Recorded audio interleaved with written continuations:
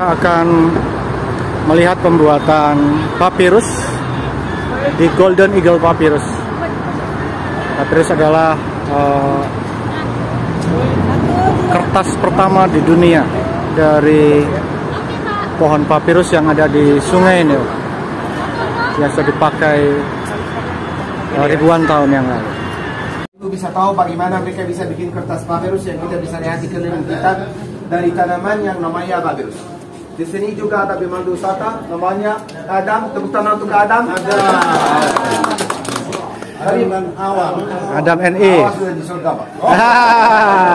Tapi dia bahasa Inggris, Bapak Ibu. Nanti saya akan bantu Bapak Ibu bahasa Indonesia. Silakan. Okay, at the first let me say for you, welcome in Egypt. Nice to meet you all. Nice to meet you. Nice to meet you. So I'm gonna explain for you how did the ancient Egyptian make the first paper in the history out of this plant, the process, how did they use it, how did they do everything to make a paper like all of that around us. So, selamat datang ke sini Bapak Ibu ke Mesir dan di galeri ini dia akan cerita bagaimana orang di Mesir kuno bikin kertas papirus dari tanaman yang namanya papirus ini. Okay, this is the papyrus plant grows here in Egypt at the banks of the river Nile. The ancient Egyptian considers it as a holy plant because two reasons. The first reason, the flower looks like sun rays, symbol of Amun-Ra, the god of the sun, on the ancient Egyptian time. So, jadi Bapak Ibu, ini tanaman papirus dia tumbuh seperti kita sudah cerita di pinggir Sungai Nil, tidak ada biji, itu karena cuaca, karena air Sungai Nil, karena tanah Mesir juga Bapak Ibu. Dan di Mesir kuno mereka ambil bagian papirus itu atau tanaman papirus itu sebagai tanaman yang sangat suci. Karena dua alasan Bapak Ibu. Yang pertama karena bunganya seperti sinar matahari seperti dia sudah cerita, dan matahari dia adalah dewa di Mesir kuno namanya Amun-Ra. Dan yang kedua, okay, the second reason, the stem looks like triangle shape or a pyramid shape, symbol of the eternal life, symbol of long life in the ancient Egyptian time. Dan bentuknya Bapak Ibu itu segitiga, dan segitiga itu bentuk piramid, dan piramid itu ini simbol keabadian atau kehidupan, dan juga itu simbol piramid seperti yang kita sudah lihat. Okay, then we start to cut the plant according the size we need, small, medium, and large, depends on the height of the sheet. Jadi menurut ukuran kertas yang mereka mau, kalau mereka mau yang kecil atau medium atau besar, mereka mulai potong tanaman papirus itu tergantung pada ukuran kertas yang mereka mau. By the way, this plant grows until 4 or 5 meters high, so we can see along sheets around us because the height of the plant. Seperti kita sudah lihat waktu kita mau lewat Sungai Nil, Bapak Ibu, saya sudah tunjuk untuk Bapak Ibu, tingginya bisa 4 atau 5 meter Bapak Ibu maksimal. Okay. Then we start to remove the green cover like this, the green cover of the plant. This one is so strong, not easy to be break, and also so flexible. So that's why the ancient Egyptian used it to make small boats, hats, mats, sandals, and slippers out of the green cover. Jadi mereka mulai dengan bagian yang di luar kulitnya, mereka lepas seperti kita sudah lihat.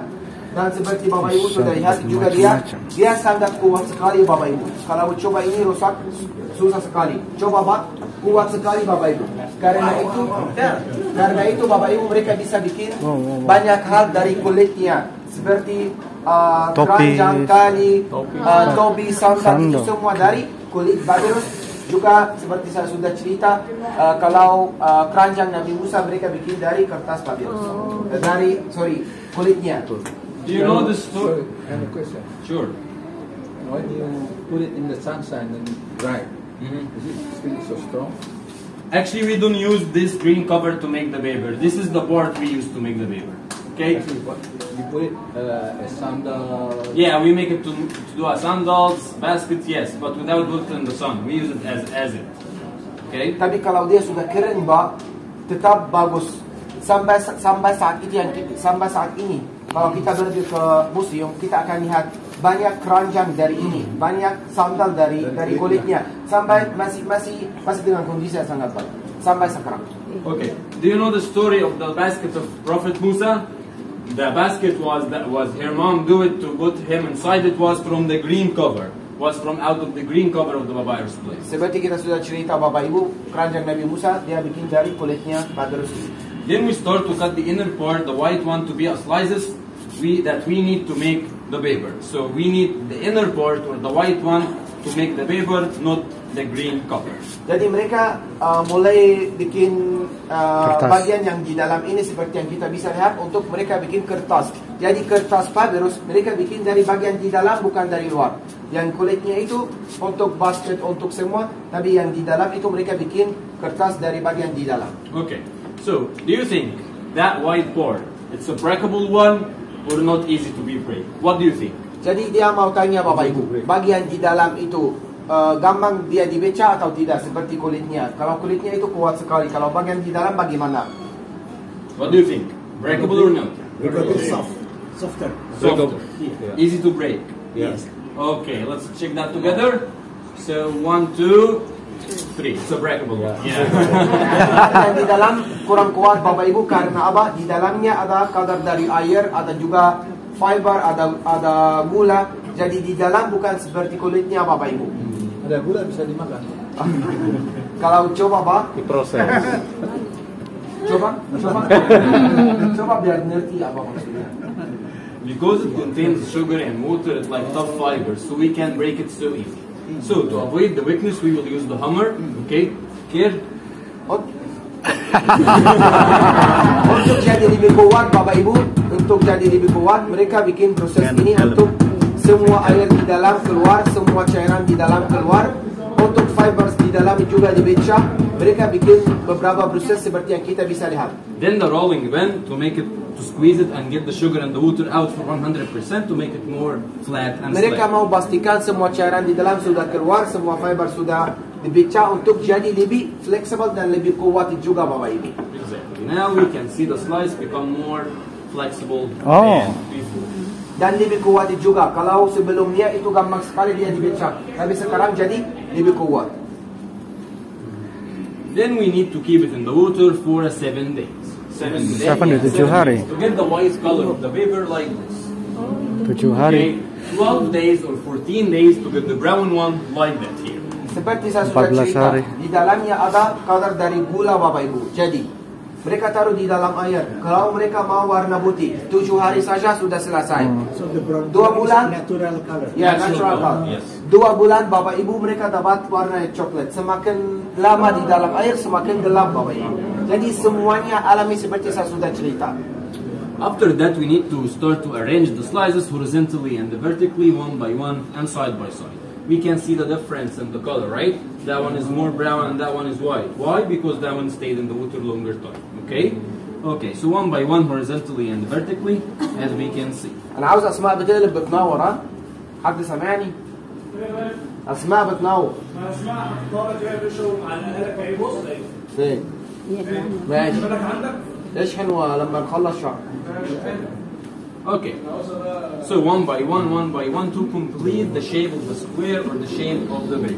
Setelah seperti ini, satu vertikal, satu horizontal. Itu sangat penting Bapak Ibu. Satu vertikal, satu horizontal untuk mereka selesai kertas dan mereka setelah itu Then we put the second carpet like this and put all of them under the press machine. di bawah mesin seperti ini. Kita sudah bilang 1 minggu di sini untuk warna putih, 2 minggu untuk coklat. Semakin lama di dalam air semakin gelap dan terus itu di press lagi Bapak Ibu 1 minggu atau 7 hari untuk mereka bikin kertas papyrus. In the ancient Egyptian time, they didn't have this machine, so that's why they used to flat stones to make the press on the slice. Di Mesir kuno mereka tidak punya alat seperti yang di depan kita, makanya di Mesir kuno mereka pakai batu untuk di-press. After 7 days under the press, the slice is gonna stick together naturally without adding any glue or any chemical material. Setelah 7 hari Bapak Ibu di bawah press ini, semua kertas papyrus ini jadi kertas. Mereka tidak pakai bahan yang lain, mereka tidak pakai glue atau bahan kimia. After that, we need to keep it under the sun to dry it for 1 day. To make it dry, totally dry, without any small percentage of water, to make it fully dry. Then, we get the first paper in the history of papyrus. Hasilnya Bapak Ibu mereka bisa dapat kertas papyrus ini, kertas yang pertama di seluruh dunia. This is the first paper in the history. Many people around the world consider it as a holy paper. Why? Because the first version of Bible was written on the papyrus paper. Jadi kita juga sebagai orang Kristen atau banyak orang mereka bilang ini kertas yang suci karena pertama kali Alkitab ditulis atas kertas papyrus seperti yang di depan kita sekarang. So, unfortunately, in the streets, around the pyramids, around the museum, you're gonna find a lot of people try to sell the fake paper to you. Itu yang saya bilang Bapak Ibu. Di luar tempat ini ada di bawah periksa pemerintah untuk mereka jaga berkualitas harga itu semua. Tapi di luar ini ada banyak orang yang jual kertas, mereka bilang kertas papyrus tapi itu bukan dari papyrus.